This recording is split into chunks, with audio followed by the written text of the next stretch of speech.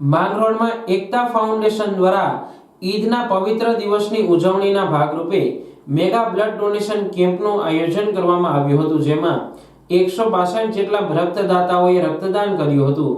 ખાસ કરીને થેલેસેમિયાગ્રસ્ત દર્દીઓ, બ્લડ કેન્સરના દર્દીઓ, બ્લડ ઓછું હોવું અને અકસ્માત સમયે બ્લડની ખૂબ જરૂરિયાત રહે છે, જેમાં મદદરૂપ થવાના હેતુથી આ બ્લડ કેમ્પ યોજાયો હતો।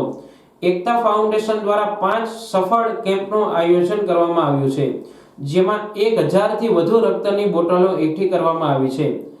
નાથાણી બ્લડ બેંક રાજકોટ અને લાઇફલાઇન બ્લડ બેંક જૂનાગઢના સંયુક્ત ઉપક્રમે યોજાયેલા આ બ્લડ કેમ્પને સફળ બનાવવા એકતા ફાઉન્ડેશનના તમામ સભ્યો અને બ્લડ ડોનરોએ ભારે જહેમત ઉઠાવી હતી।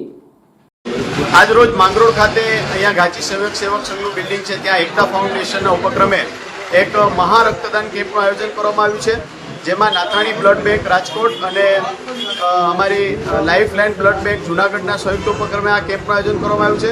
ખાસ કરીને ઈદે મિલાદુન્નબીનો જે તહેવાર છે એને અનુલક્ષીને આ કાર્યક્રમનું આયોજન કરવામાં આવ્યું છે। આજકાલ જે રક્તની બહુ મોટી સંખ્યામાં લોકોને જરૂરિયાત પડતી હોય છે, ત્યારે થેલેસેમિયાગ્રસ્ત બાળકો, કેન્સરના દર્દીઓ અને અન્ય અકસ્માત તેમજ ડિલિવરી અને અન્ય ઇમરજન્સીમાં આ બ્લડ લોકોને પહોંચી જાય એના માટે ખાસ કરીને આ કેમ્પનું આયોજન કરવામાં આવ્યું છે। અત્યાર સુધી 150થી જેટલી બોટલોનું રક્તદાન થઈ ગયું છે અને 200 સુધી રક્તદાન થશે, તે રીતે આ કેમ્પનું આયોજન આજે ચાલુ છે।